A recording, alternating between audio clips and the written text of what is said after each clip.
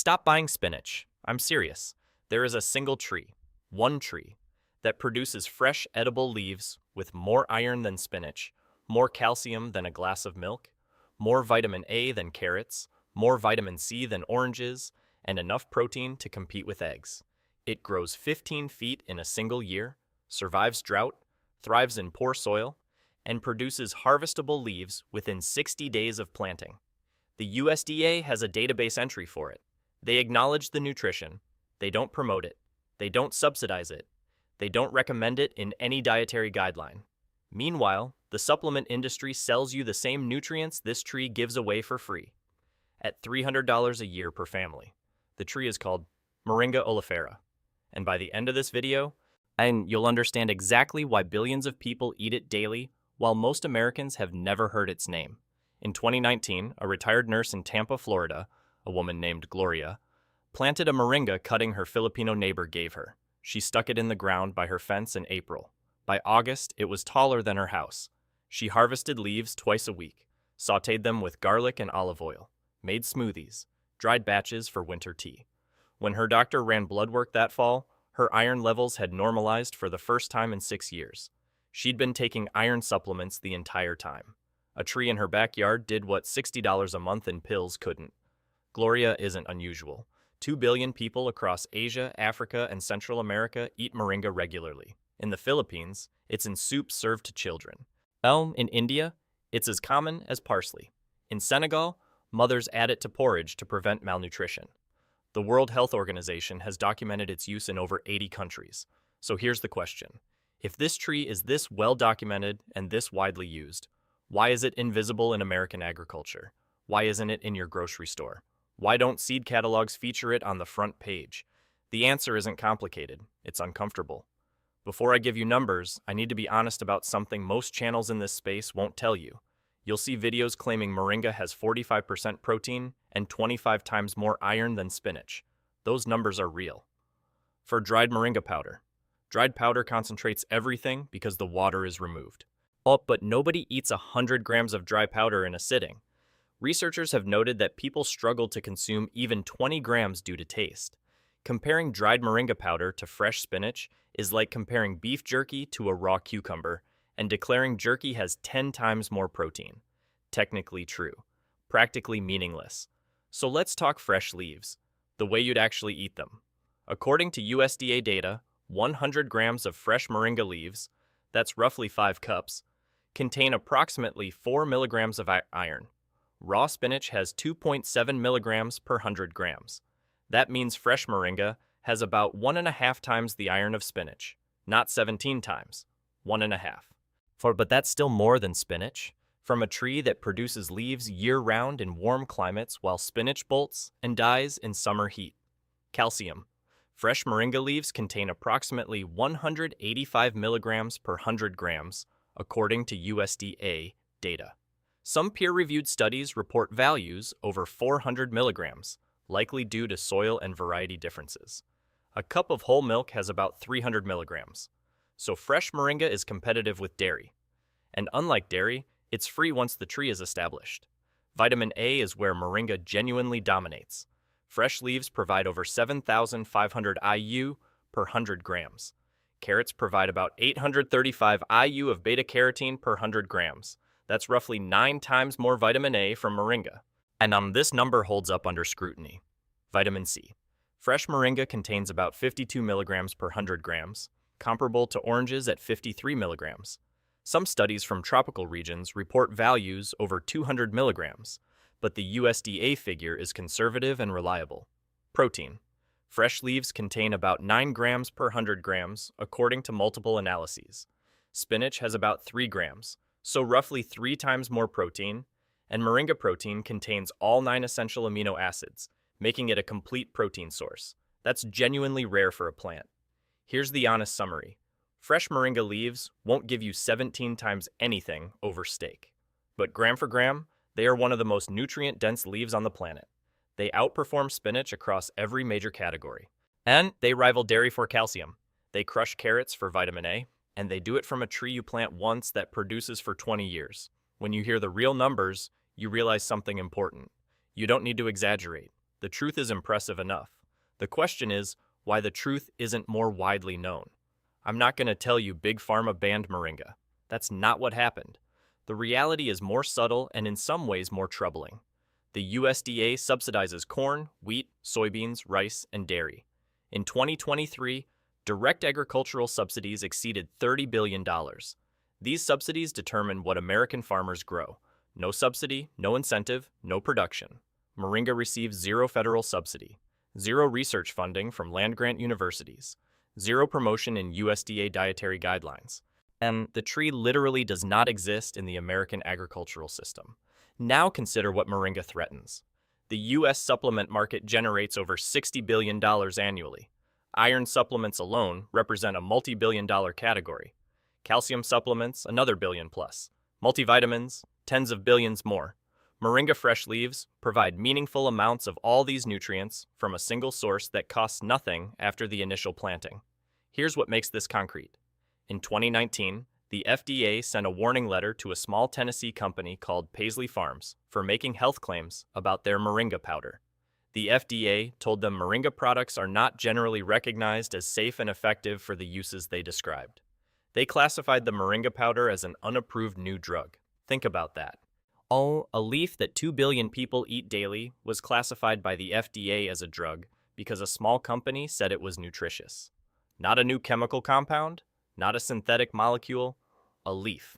Meanwhile, Moringa remains one of the most imported plant products in the United States. The global Moringa market was valued at over $7 billion in 2020 and is projected to reach nearly $15 billion by 2028. Americans are buying Moringa as expensive powder in capsules, marketed as supplements, sold at premium prices. You can buy Moringa powder on Amazon for $20 to $40 per pound. Or you can grow a tree in your backyard that produces pounds of fresh leaves every month for 2 decades. The supplement industry obviously prefers you buy the powder. I'm not claiming a coordinated conspiracy. I'm describing a system that has no economic incentive to promote a tree that makes supplement purchases unnecessary, reduces grocery spending, and can't be patented. The silence isn't orchestrated, it's structural. And the result is the same. Most Americans have never eaten the most widely consumed leaf on Earth. Let's get practical. Moringa leaves taste like a cross between spinach and arugula. Mildly peppery, slightly nutty, with a green freshness that works in almost anything. Young leaves are tender and sweet. Mature leaves are more robust and better for cooking down. First rule: strip the leaves from the stems. Run your fingers down each branch. The leaves slide right off. The stems are fibrous and bitter. Discard them. Rinse the leaves in cold water. Method 1. Simple sauté. Heat olive oil or butter in a pan over medium heat. Add minced garlic. When the garlic is fragrant, 30 seconds, add Moringa leaves. They wilt like spinach in about 2 minutes. Season with salt, pepper, a squeeze of lemon. Serve as a side dish. This is how billions of people eat Moringa daily. Simple, fast, nutritious. Method 2. Moringa pesto. Blend a cup of fresh Moringa leaves with a cup of basil, a third cup of pine nuts or walnuts, 2 cloves of garlic, half a cup of olive oil, and a quarter cup of Parmesan. The peppery Moringa cuts through the basil beautifully. Toss with pasta, spread on toast, dollop on grilled chicken. This is your gateway recipe if you're nervous about the flavor. Method 3. Smoothie boost. Add half a cup of fresh leaves to any fruit smoothie. Banana and mango mask the green flavor completely. You won't taste Moringa, you'll just get the nutrients. If using dried powder, start with 1 teaspoon. More than that can taste bitter. Method 4. Eggs. Stir chopped Moringa leaves into scrambled eggs right before they set. The leaves wilt into the eggs, adding a subtle earthiness. Works in omelets, frittatas, and egg muffins for meal prep. Method 5. Soup. Add Moringa leaves in the last 3 minutes of any soup or stew. They hold their texture better than spinach. Traditional Filipino tinola soup uses Moringa as a key ingredient. Chicken, ginger, green papaya, and Moringa leaves in a light broth. One of the most comforting soups you'll ever eat. Method 6. Dried leaf tea. Harvest leaves, spread on a screen or dehydrator tray at 110 degrees Fahrenheit to preserve nutrients. Once crispy, store in airtight jars. Steep 1 tablespoon in boiling water for 5 minutes. The tea is dark green, mineral-rich, slightly grassy. Drink daily for consistent micronutrient intake. Athletes use it for recovery. People with anemia use it to support iron levels. Method 7. Baked potato topper. Fresh or crumbled dried moringa leaves on a loaded baked potato adds nutrients without changing the flavor profile you already love. This is the easiest way to start. Zero effort, immediate benefit.